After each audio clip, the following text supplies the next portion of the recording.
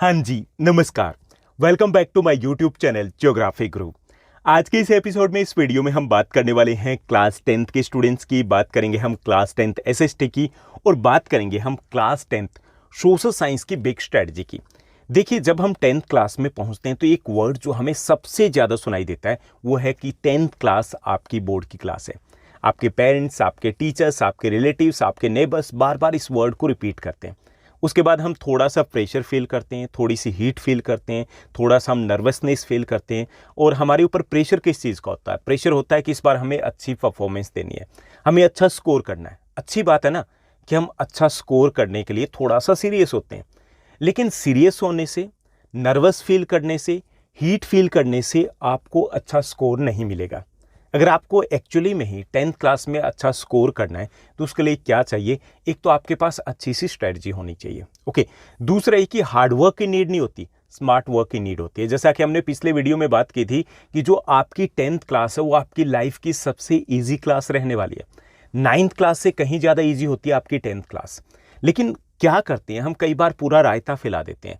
हम क्या करते हैं कि हमें लगता है कि ये तो बहुत टफ क्लास है, उस चक्कर में हम बहुत सारी गलतियां करते हैं, बहुत सारी कॉमन मिस्टेक्स करते हैं और उसके कारण वो रायता इतना ज़्यादा फैल जाता है कि उसको समेटना मुश्किल हो जाता है। तो यहाँ पर हम एक सब्जेक्ट की बात करने वाले इस वीडियो में, वो बात करेंगे हम एसएसटी की। ओके, उसके हम स्ट्रेटजी को लेकर के आए हैं और इसी की तरीके से अगर आपको ये वीडियो अच्छी लगी तो हम बाकी सब्जेक्ट की स्ट्रेटजी भी डिस्कस करने वाले।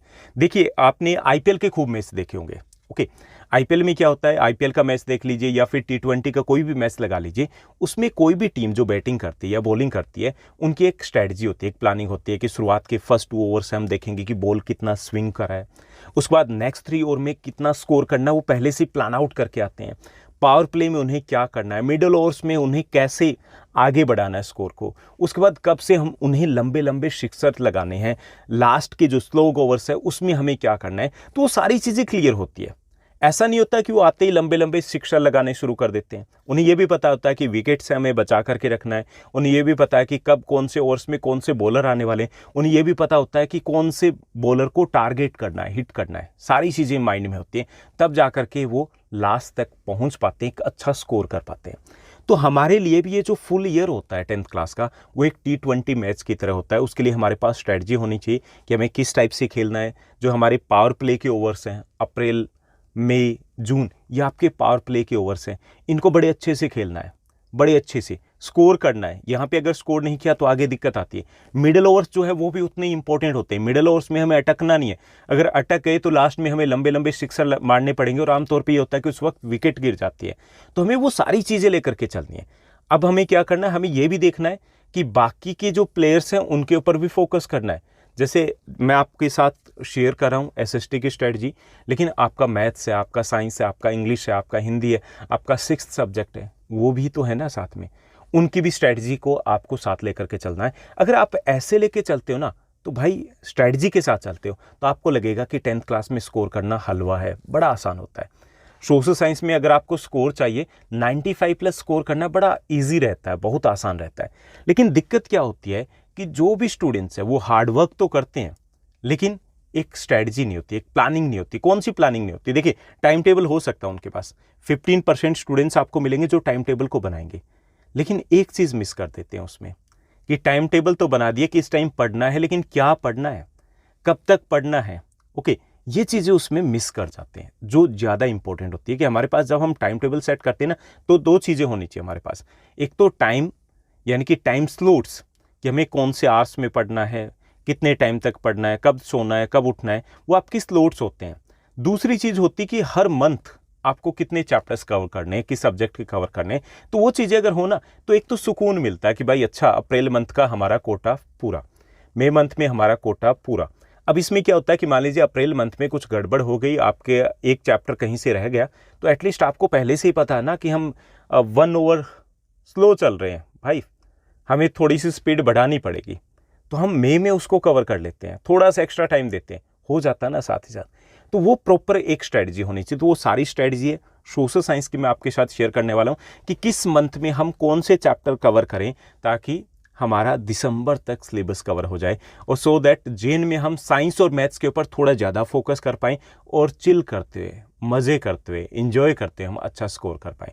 देखिए, दो तरीके होते हैं आपके पास। जब भी आप किसी सफ़र पर निकलते हो तो आपके पास दो तरीके होते हैं। मान लीजिए आप दिल्ली में रह रहे हो, आपको जाना है शिमला, तो दो वे हैं शिमला जाने के। शिमला जा रहे हो तो एक वे ये है कि आपको बताया गया कि बस से चलेंगे, तो आपने मतलब बस में बैठे, उसके बाद आप एक कोने वाली सीट के ऊपर बैठ के, और आपको पता चला आपके पास में जो बैठा है वो कोई और शख्स बैठा है, तो आपने मुंह फुला लिया, बाहर देख रहे हो, उसके बाद सिकड़े हुए बैठे और बस ये कि अच्छा बाहर बोर्ड पे देख रहे हो कि भाई शिमला इतनी दूर है, कितने घंटे लगेंगे, 7 आवर्स लगेंगे, 7 घंटे लगेंगे। बस बीच में रुकी, आपसे पूछा गया चाय के लिए, आप कहते हो नहीं चाय नहीं पीनी, शिमला कब पहुँचेंगे, शिमला कब पहुँचेंगे। बस शिमला पहुंच गए, वहाँ जाकर के आपने थोड़ा सा एंजॉय किया। दूसरा तरीका क्या होता है कि हम दिल्ली से निकले तो भाई हम रास्ते को एंजॉय करते हैं। चले करनाल के आसपास, मुरथल के आसपास ढाबे आते हैं, परांठे खाइए, दबके खाइए, सेल्फी वगैरह वहाँ पे लीजिए। गरम धर्म का होटल आएगा, वहाँ पर भी आप सेल्फी वगैरह फ़ोटोज़ लीजिए। उसके बाद आगे बढ़िए, आगे बढ़ते हुए कुरुक्षेत्र के आसपास बस वाले को बोलिए भाई रोको रोको रोको, कुछ यहाँ पर भी देखते हैं। चंडीगढ़ जा करके भी रुकिए, चिल करते हुए जाइए। रास्ते में कोई रिवर आ रही है, रास्ते में कोई वाटरफॉल आ रहा है, उसको चिल करते हुए, उसको देखते हुए जाइए, एंजॉय करते हुए जाइए, ज़्यादा मज़ा आएगा। तो आपका ये जो स्ट्रैटेजी वीडियो है ना, ये आपको उस चिल करते हुए दूसरे तरीके से आपको मंजिल तक, सही टारगेट तक पहुंचाएगा। लेट्स बिगिन, चलिए शुरुआत करते हैं। तो हमें क्या करना है, किस मंथ में क्या पढ़ना है, कितना पढ़ना है, कब पढ़ना है, कब तक सिलेबस कवर करना है, वो सारी स्ट्रेटजी मैं देने वाला हूँ। और ये जो स्ट्रेटजी है ये सिर्फ स्टूडेंट्स के लिए नहीं बल्कि टीचर्स के लिए भी उतनी ही इंपॉर्टेंट रहने वाली है। देखिए, आपको अगर अच्छे से सिलेबस को कवर करना है तो अप्रैल मंथ में आपको क्या करना है कि जब आप सोशल साइंस के साथ चलो तो अप्रैल मंथ में आप करोगे पोल साइंस के 2 चैप्टर, पावर शेयरिंग और फेडरलिज्म। ठीक, 2 चैप्टर हैं। अगर आपको ठीक तरीके से ढंग से मतलब 30 मिनट्स अगर पर डे भी दोगे ना, तो ये लगभग ये मान के चलो कि आप 7-8 डेज में इन दोनों चैप्टर को निपटा सकते हो।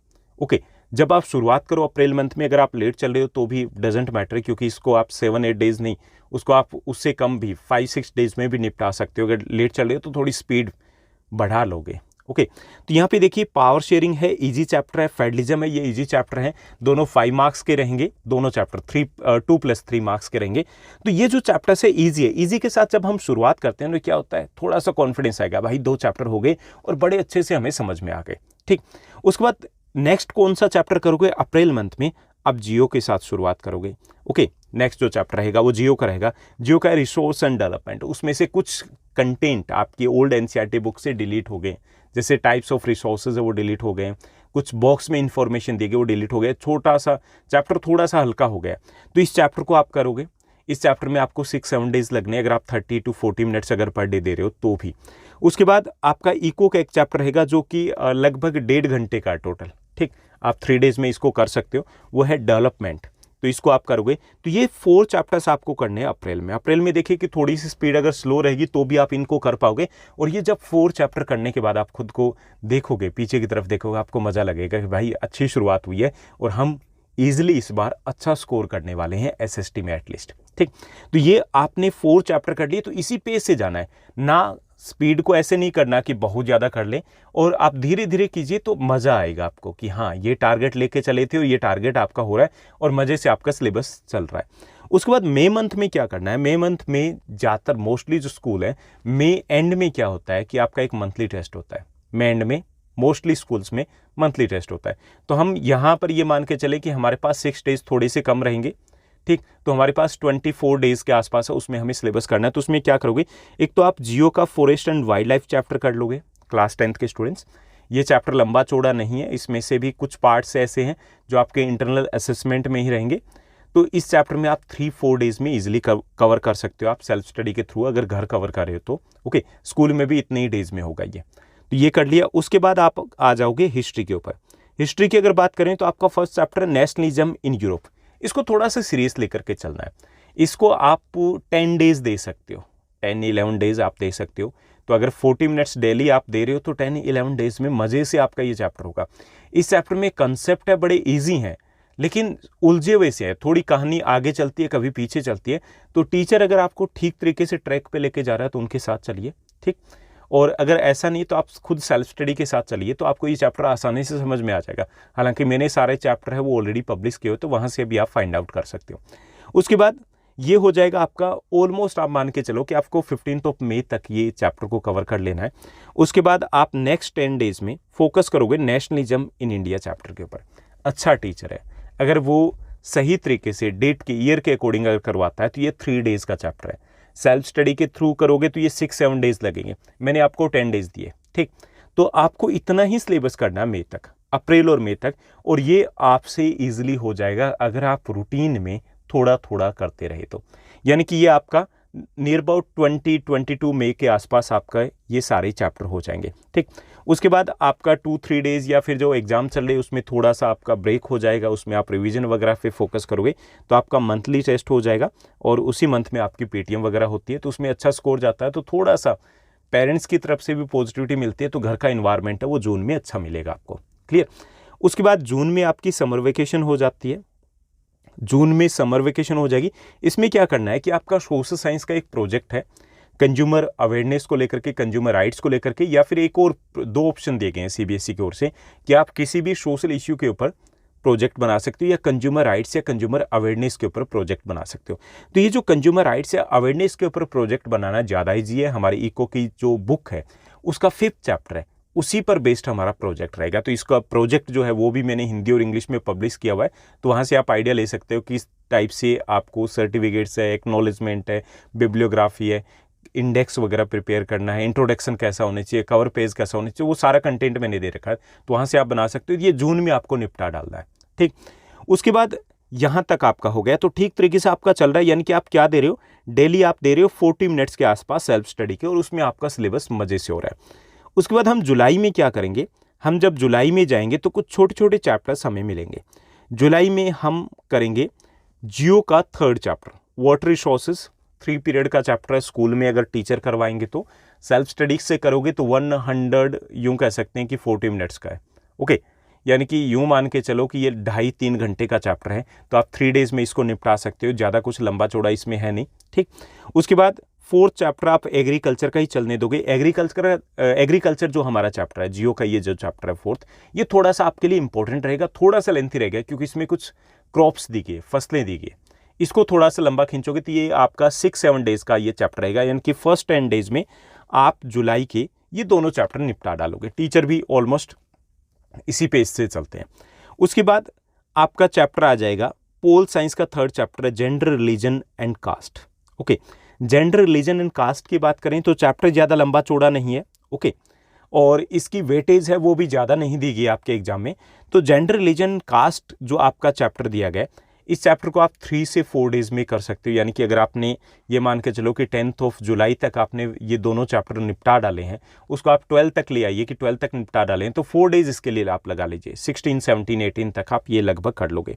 उसके बाद आपका सेक्टर्स ऑफ इंडियन इकोनॉमी जो चैप्टर है, ये चैप्टर आपका 6-7 डेज के आसपास लेगा। यानी कि आप 20 to 22 के आसपास, 23 जुलाई के आसपास आपका ये हो जाएगा।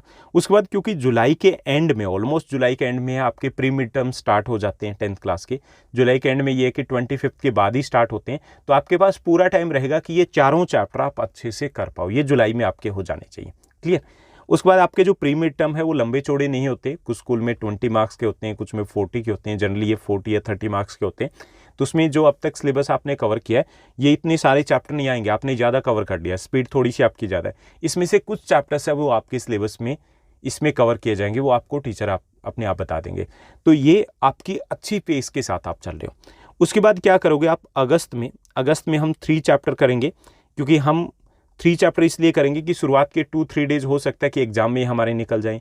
15 अगस्त भी है, रक्षाबंधन में इस टाइप के फेस्टिवल वगैरह भी आ जाते हैं, ठीक।